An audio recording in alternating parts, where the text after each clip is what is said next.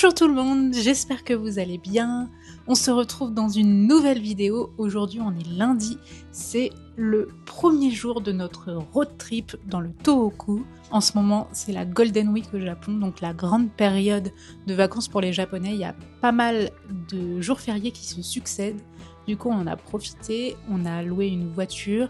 Ben est allé la chercher ce matin. On a loué aussi des logements sur le chemin. Du coup, on va partir à l'aventure pendant une semaine vers le nord du Japon et je vous emmène avec nous.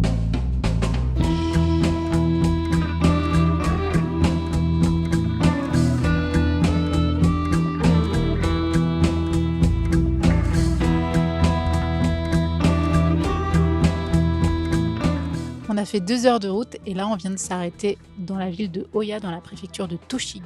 On est garé sur le parking d'un temple qui s'appelle le Oyaji, qui est dédié à la déesse Kannon, donc qui est la déesse de la miséricorde, donc de la paix.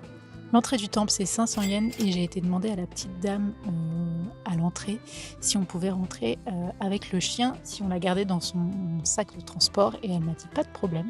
Donc on va aller visiter ça avec Atsuko, sinon on se serait relayé pour aller le visiter, pour pas la laisser toute seule dans la voiture. Et le temple il a une petite particularité, c'est qu'il est construit à même la roche. Je crois qu'on peut pas filmer les sculptures à l'intérieur, mais ça a l'air magnifique. Déjà, juste depuis le parking, ça en jette un petit peu.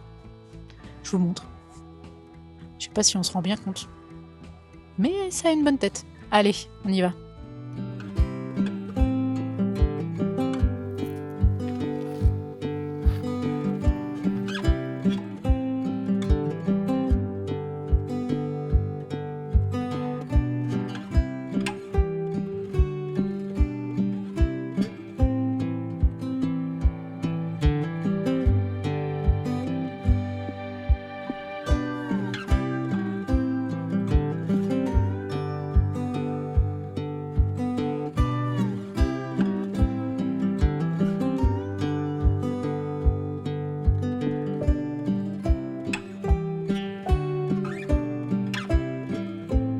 On vient d'arriver dans notre Airbnb, donc j'ai loué une sorte de petit chalet au milieu de la forêt.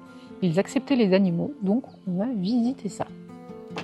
Alors on arrive directement dans le Ganka, la marche est très très haute, et là on arrive directement dans salon, cuisine.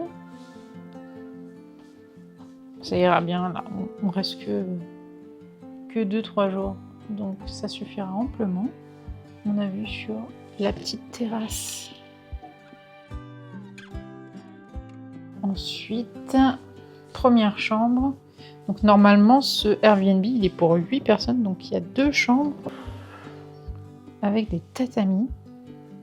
Et la pièce est quand même super grande. On peut dormir au moins à 4.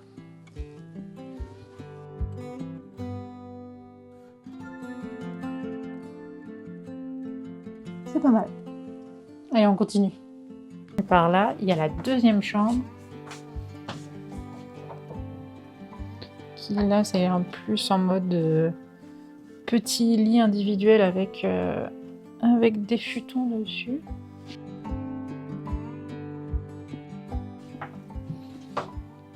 Ensuite, par là, je crois que ce sont les toilettes. Oui. Avec les petites sandales en plastique, le magnifique tapis Winnie l'ourson. Et la dernière porte, la salle de bain. Donc là, on a la première partie avec machine à laver et miroir. Et ensuite, la partie douche avec le bain.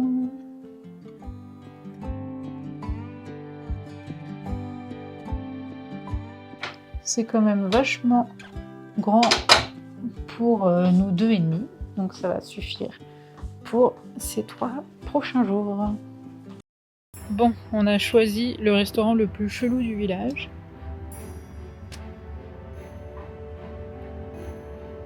On est dans un endroit qui s'appelle la Finnish Forest, donc la forêt finlandaise, et il y a des Pères Noël partout. Et du fromage. Donc ils font des fondus, de la raclette. Donc on va aller voir ça, hein, pourquoi pas. We wish you a Merry Christmas. We wish you a Merry Christmas. We wish you a Merry Christmas and a Happy New Year. We wish you a Merry Christmas. We wish you a Merry Christmas. We wish you a Merry Christmas and a Happy New Year. Coucou, on est mardi, je vous ai laissé hier. Oui, j'ai une écharpe, c'est parce que là où on va, c'est en pleine montagne et ils annoncent 4 degrés pour aujourd'hui, donc j'ai prévu le coup. Qu'est-ce que je disais? Je vous ai laissé hier chez le Père Noël.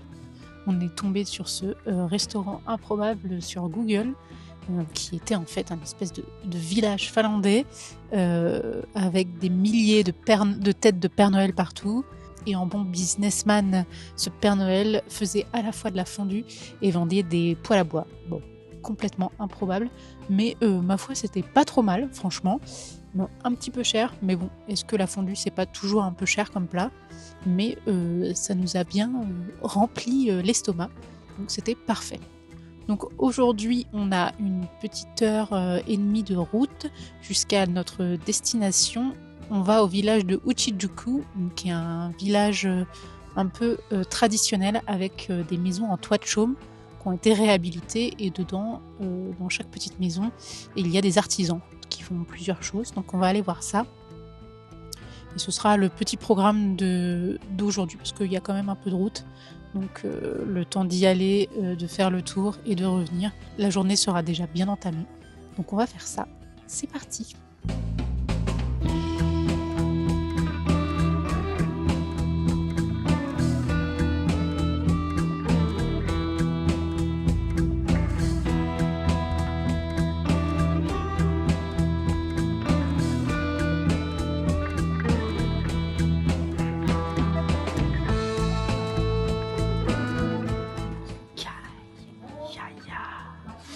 Il fait froid.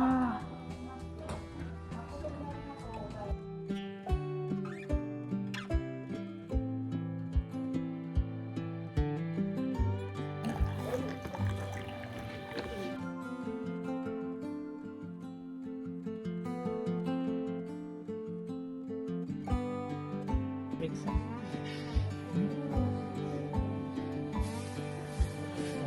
C'est pour faire comme ça.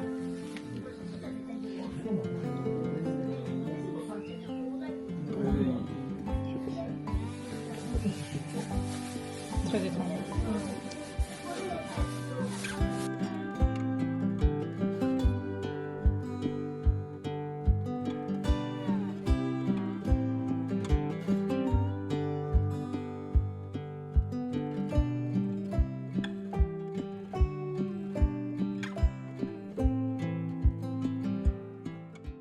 Coucou, on est le lendemain, on est mercredi. J'ai oublié de vous faire la conclusion de la journée d'hier. Mais c'est pas grave, je vais vous le faire maintenant. J'ai toujours eu un petit problème avec les villages comme ça un peu traditionnels et même il y a pas mal de villages onsen au Japon. Et je trouve toujours que c'est un peu Disneyland, c'est un peu sans âme. C'est que des boutiques qui vendent tous la même chose. Artisanat vite fait, hyper surcoté. Les Japonais adorent, mais franchement, ça n'a pas grand intérêt. Il a plu pratiquement toute la journée, donc ça n'a pas aidé à rendre l'endroit agréable. Mais c'est pas la première fois qu'on fait ce type de village, et je pense que on va arrêter. En vrai, c'était quand même sympa de découvrir la région. On a eu des super paysages sur la route. Il a fait beau jusqu'à ce qu'on arrive dans le village qui était au milieu de la montagne. Aujourd'hui, on est mercredi.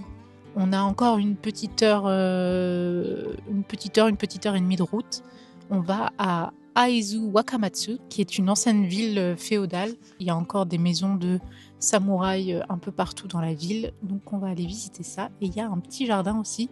Et j'espère qu'ils ont du matcha. Et je pense que ce sera la dernière journée dans ce vlog. Et vous devrez attendre la semaine prochaine pour avoir la suite de ce road trip. Je peux vous spoiler un petit peu. On va parler momies la prochaine fois. Bon allez, je vous embarque avec moi aujourd'hui.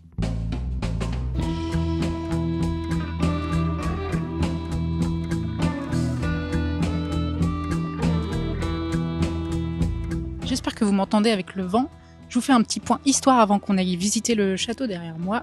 On est à Aizu Wakamatsu, c'est un des derniers bastions de l'époque féodale au Japon. Pendant très très longtemps, que dans l'ère Meiji, ici on était vraiment pour le shogunat, donc les samouraïs, tout ça. Et au début de l'ère Meiji, le clan qui était sur ces territoires n'était pas du tout d'accord avec l'arrivée de ce nouvel empereur qui avait décidé de mettre fin à la période féodale et aux samouraïs. Du coup, ils ont fait la guerre et ils ont perdu. Vous vous imaginez bien.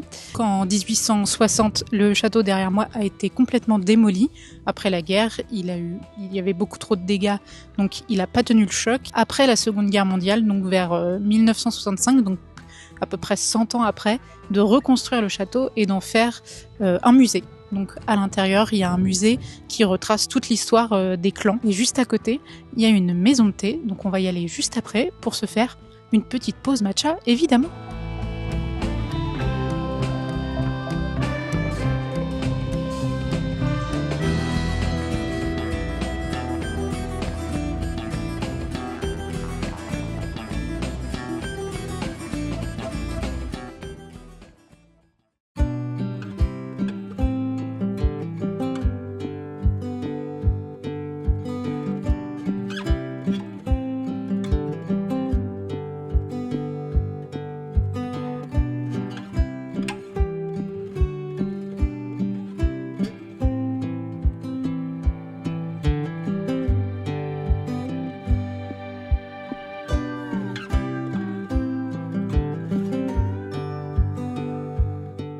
On a marché une vingtaine de minutes depuis le château et là on est au Oyakuen, qui est un jardin japonais, et on va aller boire notre deuxième matcha de la journée en à peine 1h30, 2h. À ne pas reproduire chez vous.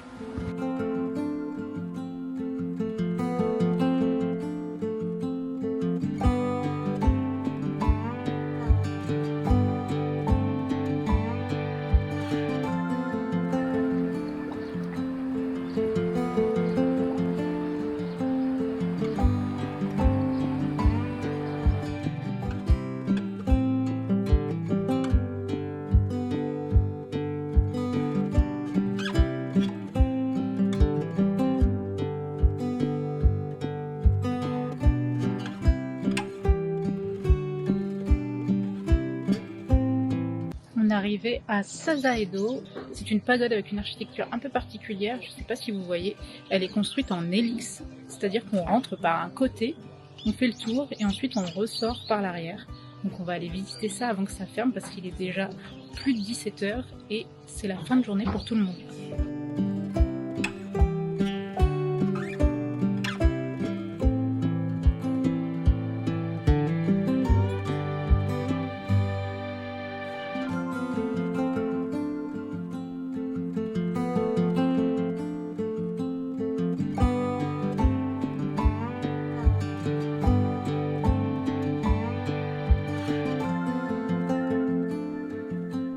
Je vais clôturer cette première partie de road trip maintenant.